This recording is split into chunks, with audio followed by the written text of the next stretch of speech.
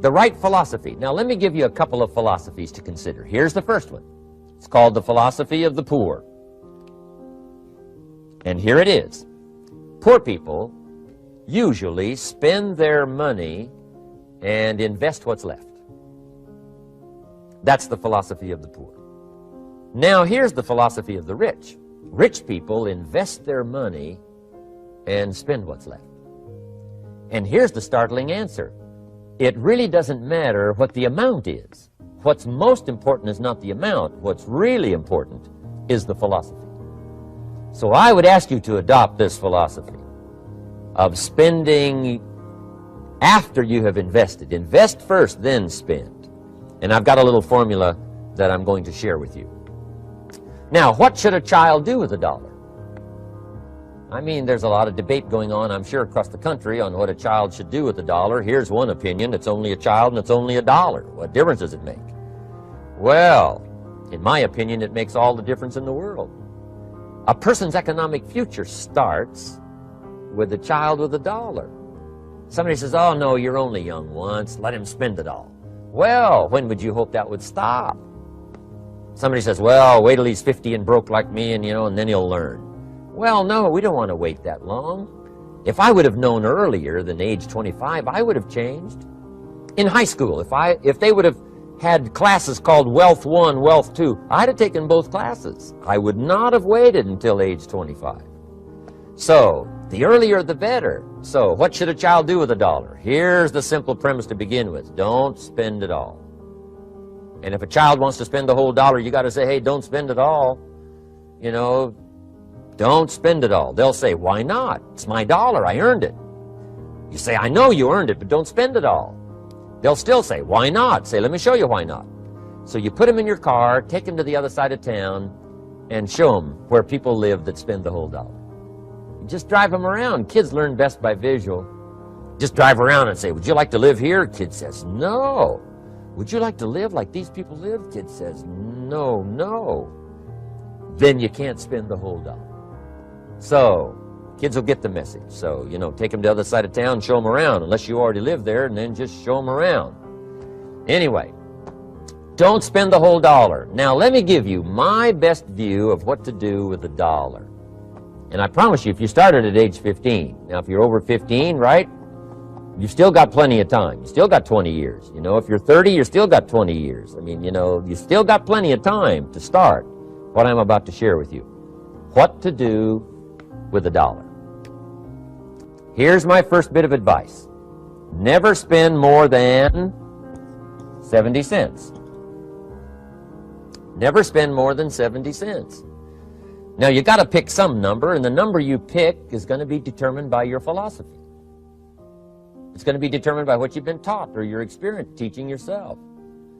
When I first met my teacher, Mr. Schoaf, I was at about 110% of each $1. I'm down at budget finance, hawking my furniture and my car one more time. And then I learned a whole better formula for financial independence. Number one, don't spend more than 70 cents. Now, kids say to me, well, okay, what do I do with the other 30 cents? And here's what I teach them. 10 cents for charity. Charity or church or helping people that can't help themselves. 10 cents to support worthy projects. Projects that you feel good about. 10 cents out of every $1. It's called being generous with part of what you've taken out of society. Now, in my opinion, nothing teaches us character better than generosity. No class, no teacher, no book teaches character better than generosity. And the best time to start is when the amounts are small. And I know if kids learn these lessons well, they'll give a dime out of $1, help people that can't help themselves, support worthy projects. Or if you belong to a church, they teach tithe, piece of. That's very important. Now, because when the amounts get larger, sometimes it's a little more difficult. Giving 100,000 out of $1 million, someone says, oh, if I had $1 million, I'd give 100,000. I'm not sure. That's a lot of money. So the time to start is when the amounts are small. 10 cents out of the $1. Okay, next 10 cents I call active capital. Active capital means do something to make a profit. Active capital. Set aside a portion of your income.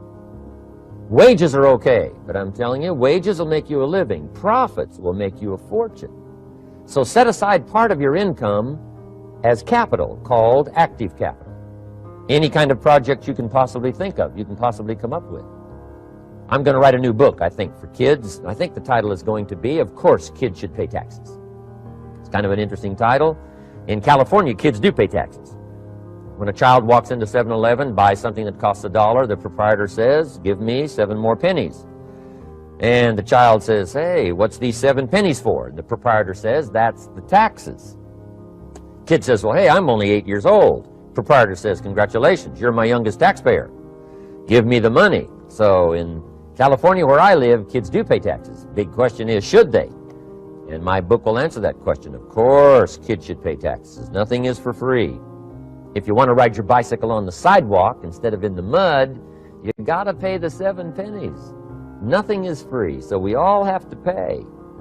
So, 10 cents out of your living, out of the money you earn, set aside for capital.